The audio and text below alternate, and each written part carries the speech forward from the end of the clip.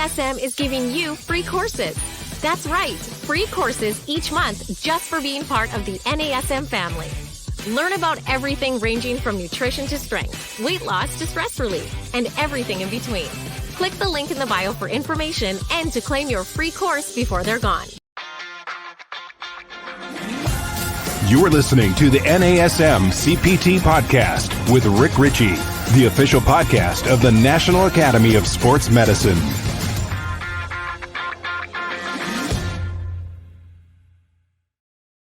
Hey, y'all, and welcome to the NASM-CPT Podcast. My name is Rick Richey, and we've been on a journey together. For the past several weeks, we've gone through the CPT-7 product, the Certified Personal Trainer study course. We've done an overview of it. We've created basically a podcast version of a study guide to help you as you go through your study process. There have been a lot of things that we've hit, but now we need to make sure that we have a very clear understanding of what some of the requirements are. So this is a CPT exam prep for the CPT-7. And what that means, so many of the other things that we've talked about as you've studied for the NASM-CPT-7, if you're already a certified personal trainer, then you benefited from listening to that, learning and relearning and reacquainting yourself with content, getting nice little reminders about some of the things that you studied when you're on your CPT course. But this one, if you're already certified, you really don't need to listen to this episode because this is about the setup and preparation for those of you who are trying to take your exam. I know doing setups and preps for exams, getting an idea of what it's like to register, what you need for registration, all of that kind of stuff, what to expect on the exam. Reading that can sometimes just be really challenging, and sometimes it can be overwhelming. Listening to a, 20, 30-minute podcast is my guess, but as you know, if you listen to me, I could talk a lot, so that may be longer. It's easier sometimes just to listen to somebody talk it through. So let's get into it. Let's start talking it through. Let's talk about the agenda. And by agenda, what I mean is what your expectations are and your agenda from signing up for the test and then going into the test taking process. So we'll get into actually the exam development, how it started, how it develops, what are some of the testing domains that are included in this. So what are you going to be tested on, which we've reviewed already, but we're going to go through that. Exam information, what's going to be some things about the exam you need to know, and what are some things that kind of key areas to maybe hone in on. In-person and remote proctoring, as these are proctored exams, especially in the time of the pandemic, then they are not in-person exams in many places, so that it will be a live proctor, which means you can take it online, but somebody is online watching you take that exam. There's domain crossover examples. So domain 5 crosses over to domain 6. What are the heavier weighted domains or the areas of study within this course? What are some key things to study, some questions you may have, and then exam taking tips and tricks. So let's talk about what we're going to talk about, and that is exam development, testing, domain, or topics determine exam blueprint. So you have a list of the testing domains, and that is going to basically plan out what the exam looks like. The domains are decided by third-party experts nationwide. So it's not at all the NASM people sitting back coming up with the test. It's actually a third party that comes up with what's going to be tested on the exams, not NASM. And so that way it's a bit more objective. So as you study through it, then other experts will weigh what it is that they believe you need to be familiar with. There are going to be 120 multiple choice questions on your exam. I thought it was going to be 20. Well, sort of it is. So there are 120 exam questions total. 100 of those questions count. 20 of those questions do not count. So let me explain what's going on there a little bit. There are 3 types of research questions that you're going to see. The first one, testing for future test.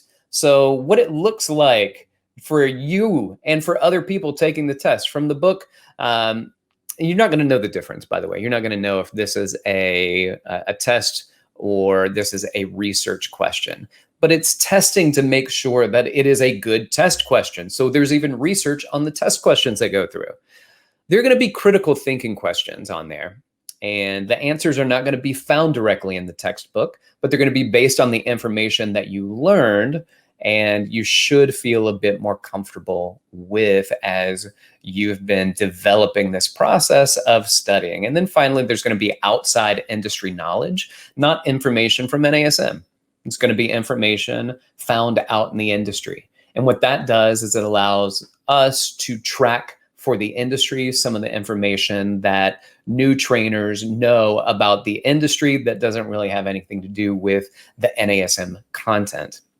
And when we talked about the third-party questionnaires, and here's what's happened. It's pretty interesting. They bring a lot of people into the NASM process. And they will say, okay, I want you to come to this testing center and you're a personal trainer. You have more than 10 years of experience, which is the case. And they are going to teach you how to ask questions. And they teach you about test taking and about test writing. And then those personal trainers that have had 10 plus years of experience, along with third-party experts, people who are good at psychometrics, and it's their job to write questions and to validate them. And so it's all part of a process. And this changed a lot years ago when NASM started doing this and working with a company to make sure the questions were done based on science, as opposed to just somebody who wrote the chapter and then threw some questions out there for people to answer. So there's a lot of science even just behind the testing process here for NASM.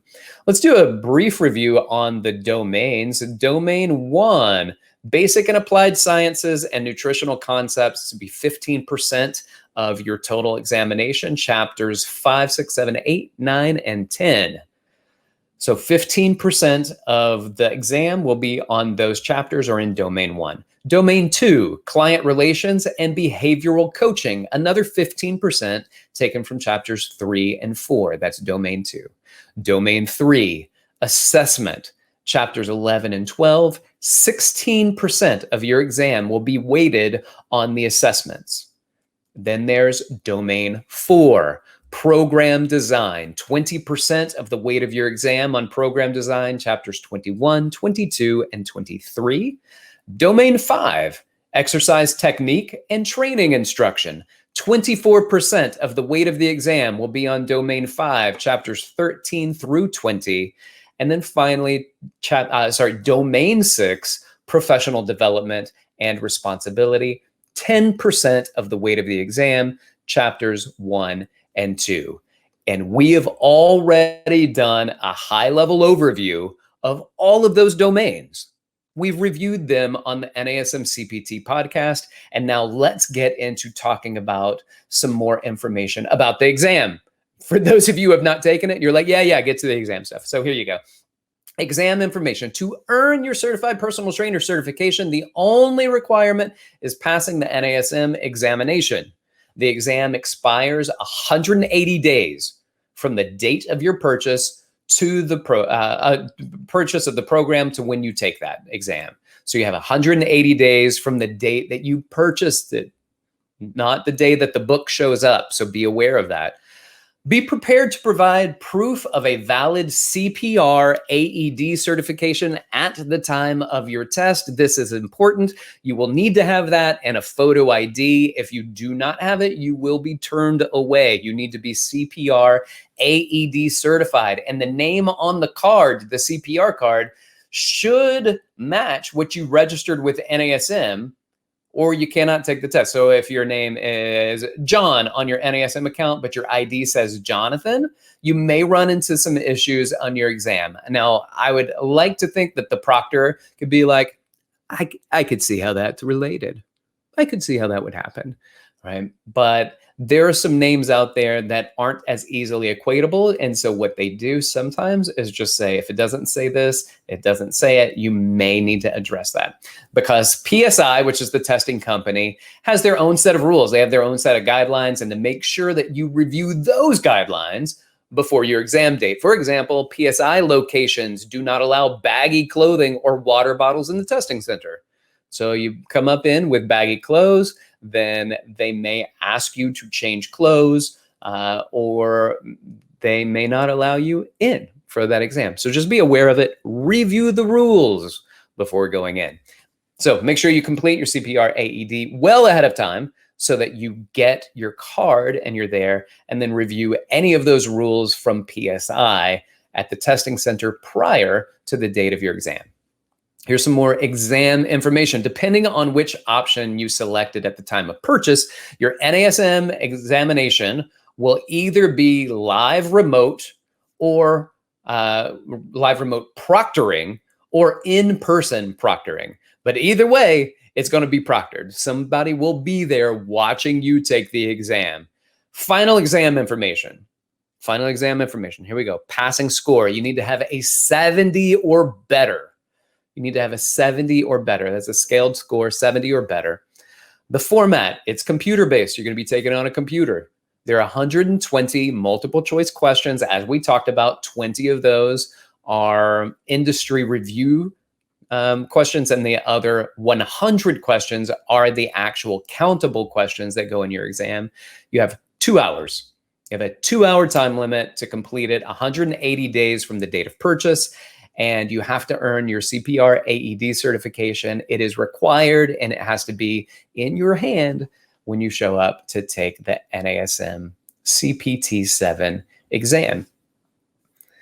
In-person proctoring. So if you have to go to a station, you have to register for your exam by clicking on the link in your course. It's located in the Welcome to CPT 7, your course. So go to that opening page and you'll find it there, or you can call PSI testing. That number is 1-833-537-1330 if you're in the US or Canada. Again, that's 833-537-1330, or internationally, it's 1 or plus 1 702-939-6797 plus 1 702-939-6797 for international. Note, if the country in which you are looking to schedule your exam is unavailable for registration online or over the phone through PSI, contact the NASM member services at 1-800-460-6276 to start your registration process. And please allow 4 to 6 weeks for scheduling, which means you can't just wait till the 170th day and try to schedule for the following week. It may take 4 to 6 weeks for scheduling for that. All right, let's talk about live remote proctoring a little bit more. Register for your exam by logging into the testing platform with your established login credentials. And that's going to be your HTTPS, NASM, YSAS, or ysasecure.com/login. Note, you're going to be required to schedule your exam appointment at least 24 hours in advance. We recommend you reference the additional exam preparation resources in your course to ensure that you are the most prepared for your exam. So review those course support and resources sections that are there. All right. Make sure you check the network for reliable network speeds if you're taking the test online. Ensure that there's no technical problems on your end. And standards for taking the exam online can differ from taking it in person. So make sure that you review any and all the guidelines prior to your exam date. Now, let's get into some examples of domain crossover. Here's example number 1. Your client exhibits their feet turn out when performing an overhead squat. In this scenario, what would be the best muscle to stretch? Well, in this instance, you need to know what is an overhead squat, and that the feet turning out is a compensation. That's found in the assessment section. Well, what muscles can cause the feet to turn out? Well, that can be found in the basic and applied sciences. Well, what do you do to various muscles when movement compensations occur? Well, that's found in the program design domain. So see how there can be crossover between domains just in a single question. Here's another example. Muscles that need stretching are overactive, right? Muscles that are overactive when the feet turn out include And then you'll see gastrocnemius, soleus, hamstrings complex in table 12.5 on page 391. Well, here's what might happen. You might get to a point and you say, make sure that you're not just memorizing the muscles, because you need to try to understand them, both the location and the function of muscles. And you could do this, the test is going to be much easier. For example, simply knowing the location, you can answer most of these types of questions. Let's say your choices on this question are latissimus dorsi A, latissimus dorsi B, rectus femoris, C, gastrocnemius, D, rectus abdominis. And we're still talking about the feet turning out in an overhead squat. Well, you can basically eliminate A, B, and D by simply knowing the locations on the body. Latissimus dorsi, rectus femoris, rectus abdominis are far less likely to be muscles that turn your feet out than the gastrocnemius. So being familiar with the muscles and not just memorizing them. Here's another example. While performing a push-up, your client's head migrates forward and their low back starts to arch. What should you do? Well, in this instance, you need to know the kinetic chain checkpoints, basic and applied sciences domain. You need to know the potential overactive and underactive muscles found during the assessment domain. And then cueing techniques and progressions and regressions found in the exercise technique and training instruction. So these are domain crossovers. All right, what are some key things you need to know? I'm going to give you some page numbers. I'm going to give you some tables to look at. So prepare yourselves. If you are driving your car right now and you're like, I really want to make sure I know which tables to address, then make a note of where you are and come back to this section so that you can review it. Here we go. Key things to know. You should be familiar with concentric functions of muscles, what they do concentrically, especially muscles, from table 12.5 on page 391 and 392. You should be familiar with solutions for movement assessments, all the columns, all the rows. That's tables 12.5, 12.7, 12.9, and 12.11. And those are found on pages 391 through 399. Familiarize yourselves with those tables. Exercise modification, how to progress and regress exercises, chapters 13 through 20. Yeah, I know that's a lot, much more broad than some tables to look at. So make sure you're just familiar with exercise modification. That's what you need to know as a fitness professional anyway. And then certainly the OPT model, phase-specific acute variables. What are the sets in this phase, reps, rest range, tempo? What is that based on the NASM OPT model, which can be found in chapter 21? Questions about muscle action spectrum. The muscle action spectrum are concentric, isometric, and eccentric muscle actions. So be familiar with muscle actions and the joint actions that go along with them. Also identify if a muscle is an agonist, an antagonist, a synergist, or a stabilizer for a specific movement. You should also be familiar with what is the concentric action of the gluteus maximus.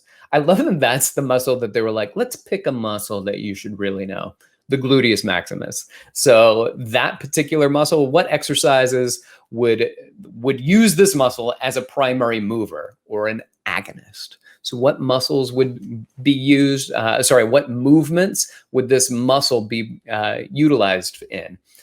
All right, questions about movement assessments. Moving on, again, still things that you need to be familiar with, some of the things that you need to know.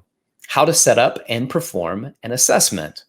Primarily the overhead squat assessment, we go over it ad nauseum within the text. Make sure that you're familiar with the setup process for that, but also for other assessments as well. What are movement compensations? What's a movement compensation? What muscles are overactive and underactive? What muscle is overactive when the knees cave in during an overhead squat assessment? That's a very specific question that was just asked. So that might be something that you need to be familiar with. Also, what muscles would you statically stretch if the feet turn out during an overhead squat assessment? Again, a very specific question on something that you need to be familiar with. Other questions about exercise modifications might be questions about exercise selection and execution, understanding exercise regressions. How do I make that easier for someone? And then understanding exercise progressions. How do I make it more challenging or more difficult? That can be found in page 528 for core training, 554 and 555 for balance training, 578, 579 for plyometric training, and pages 636 through 638 for resistance training. Now, questions about the OPT model and the acute variables. How can you more easily memorize acute variables? Those are things that you want to be familiar with and try to figure out ways that you can better feel more comfortable and competent with the acute variables in the NASM OPT model. Why are certain acute variables applied where they are? So knowing why it's done the way that it's done. And then how many sets would you perform of a bench press in phase 4 maximal strength, as an example? But you would want to familiarize yourself with what that might look like in any phase of the OPT model as you try to remember and understand the acute variables. All right. Sometimes you just want to know what else I need to know on the test. I get this question a lot, and it's hard to answer that. It's hard to answer it when I get a message saying, and I get them, you guys are awesome. You reach out on Instagram. Sometimes I get an email from you, but it mostly DMs, and you let me know you have an upcoming test. And I love that. And then you ask questions like, what do I need to be aware of that are on the exam? And I'm going to say on August 9, 2021, I did a podcast on it. So, and then for about 2 months before that, far more in depth than I could actually provide in a response DM, where usually it's a pep talk where I'm going, you're doing great. You did a lot of studying, do your practice exams, make sure that you're familiar with the domains and you feel comfortable and competent in that, you'll do well on the test. So here's just a lot more information that I can provide than a DM on Instagram. All right, let me review some test taking tips for you, and we will close out this particular session. So here we go with test taking tips. You've probably heard it before, but go with your first instinct on questions. Try not to overthink those answers, right? Go with the gut instinct and look at other answers to help you verify that you've done the correct one. Now, I've done this in tests many times where I get later on in the test and I'm like, oh my goodness, that just answered the question for number 13. I got to go back to number 13 and fix the answer on that. So be aware of the test as you're going through it because it may answer some questions for you. All right, focus on selecting the best possible answer. Because some of the questions you'll look at and you'll say, these are two answers and I can make these make sense that both of these are correct. Maybe, but choose the best answer. Choose the best possible answer. And if you're not sure, make sure you flag the question so that you can return to it later if you either have no idea, if you've guessed, or if you're like, I'm a little unsure, I feel okay about it, but just in case, I'm going to flag that and then answer the questions you know first and return back to those flagged questions after you've gone through everything else and then select the best answer. And don't panic if it's become like the question's overly complex. It might just be a research question. So don't worry about that. Make sure that you're not just only identifying the correct answers. Try to identify why the others are also incorrect. And that sometimes is easier for me because I can at least say, well, I know A is out and I know C is out. So it's somewhere between B and D. And all I have to do now is select the best answer of those two. So also don't get distracted by stories. They're going to be stories like in 1981, and a great ice hockey game was played and the player exhibited feet turnout during the story about the hockey player has nothing to do with really what we're asking the question about. So don't get caught up in the stories. Flag questions, return to them. Be sure to review your rapid reviews on your study guide. So be sure to review those rapid reviews and they're on your study guide. Here we go. I'm going to give you 10 takeaways, 10 key points, and then we're going to wrap it up. 10 key points. Number 1, schedule to take your exam. Number 2, obtain your CPR AED prior to taking the exam. Number 3, use the study guides. They're located in the course and they're going to help you prepare for the exam. Use those study guides. Number 4, understand how questions can use more than one domain to derive an answer, which we've reviewed. Number 5, know the overactive and underactive muscles and their concentric action.